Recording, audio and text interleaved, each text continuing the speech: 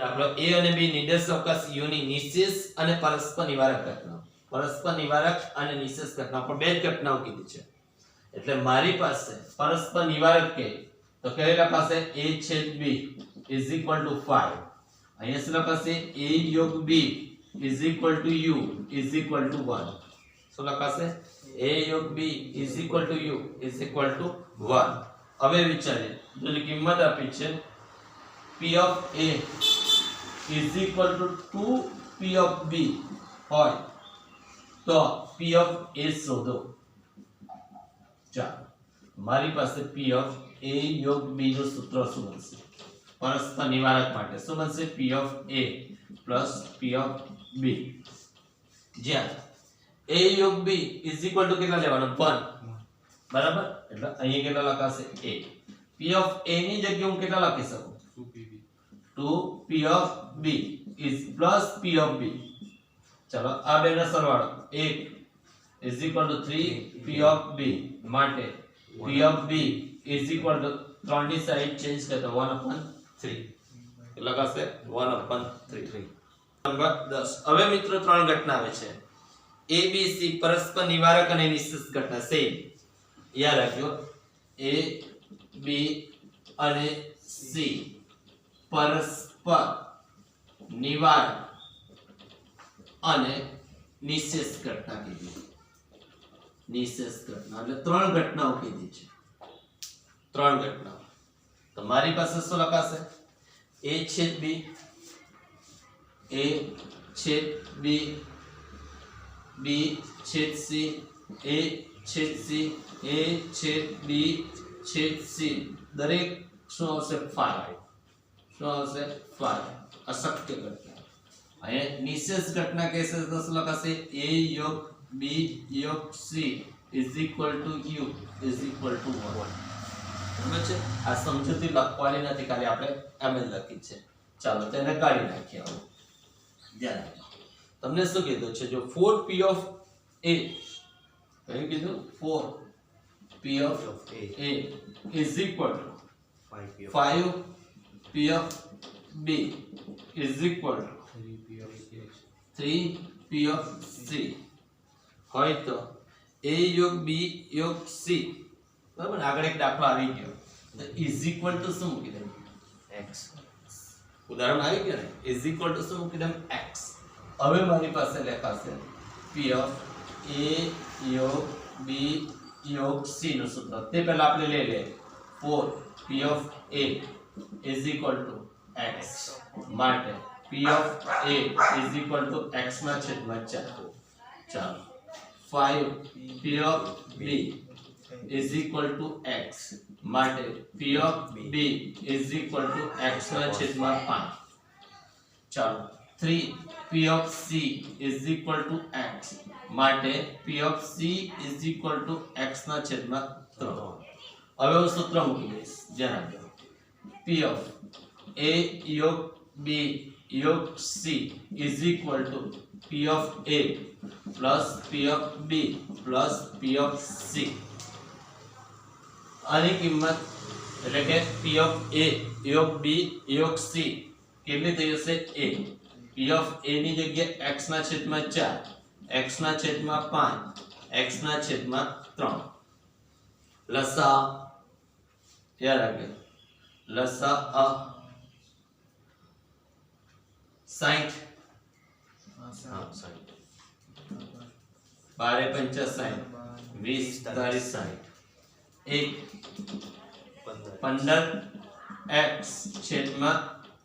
60 है ये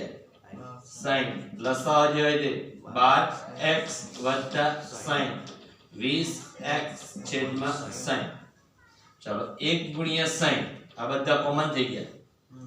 is equal to 15 ને 12 27 27 ને 20 47x માટે 60 છેદમાં 47 is equal to સ્ટોપ કર 60 ના છેદમાં 47. હવે વિચારીએ P of A is equal to x ના છેદમાં 4 જ્યાં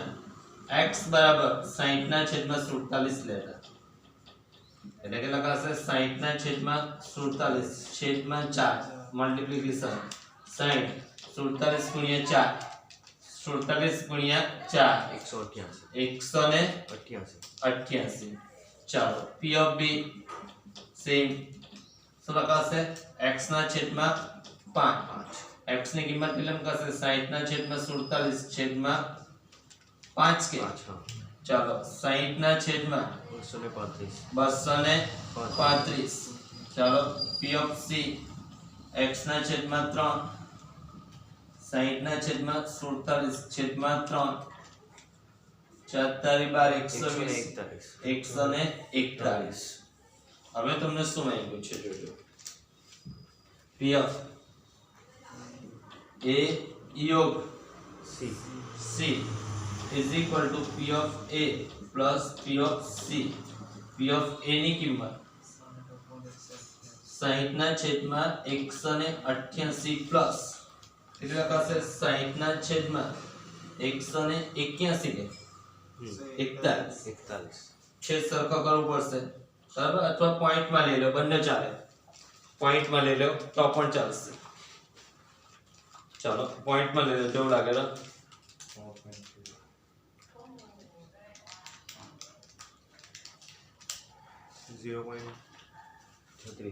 0.36 પ્લસ નહીં એટલે રાખવાનું છે આખર કઈ રીતે આવે પહેલા અલગ અલગ આવવું પડે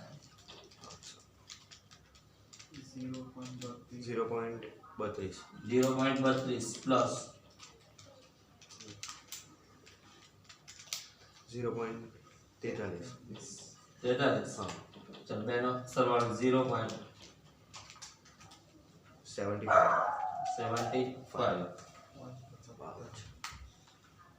32 ભાગ્યા 47 કેલ્ક્યુલેટર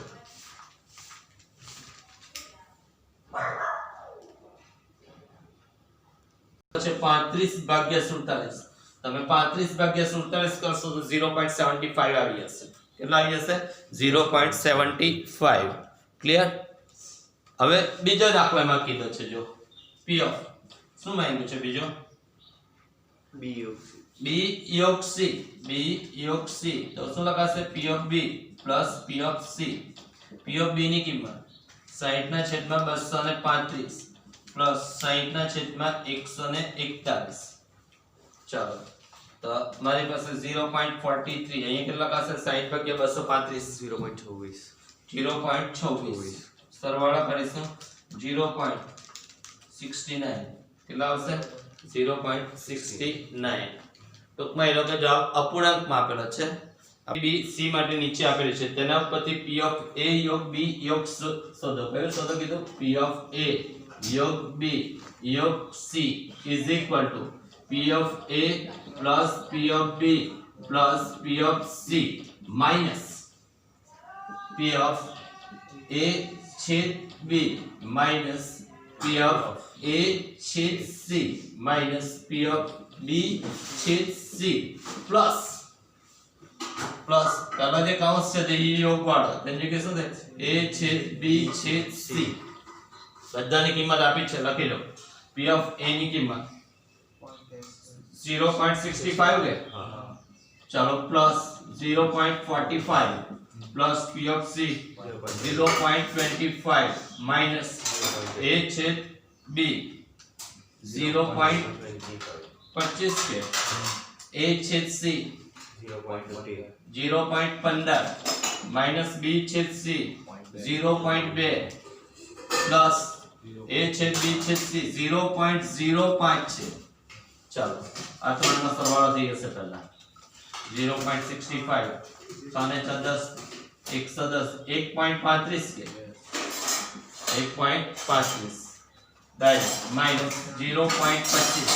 25 ने 15 40 40 ने 20 60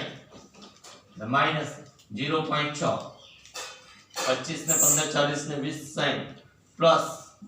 0.05 चलो डायरेक्ट और ले लो 1.35 માંથી 0.6 का लाखो 0.75 વત્તા 0.05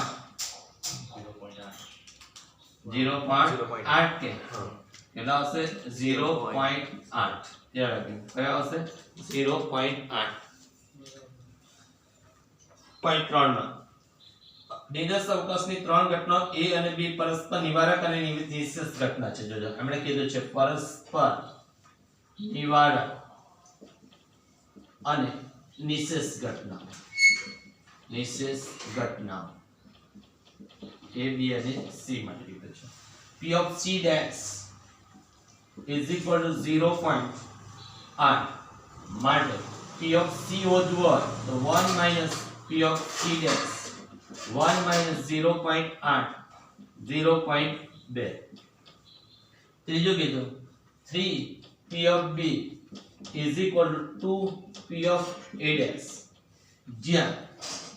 P of A dash is equal to 1 minus P of A લેતા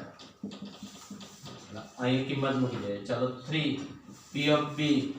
is equal to 2 બ્રેકેટ માં P of A dash ની જગ્યાએ 1 minus P of A clear હવે વિચારીએ બ્રેકેટ ઓપન કરો 3 P of B 2 * 2 minus 2 P of A છેદમાં કેટલા થશે કેટલા થશે 2 હવે વિચારજો આગળ વિચારે P of B is equal to 2 minus 2 P of A આ જે 3 છે તો છેદમાં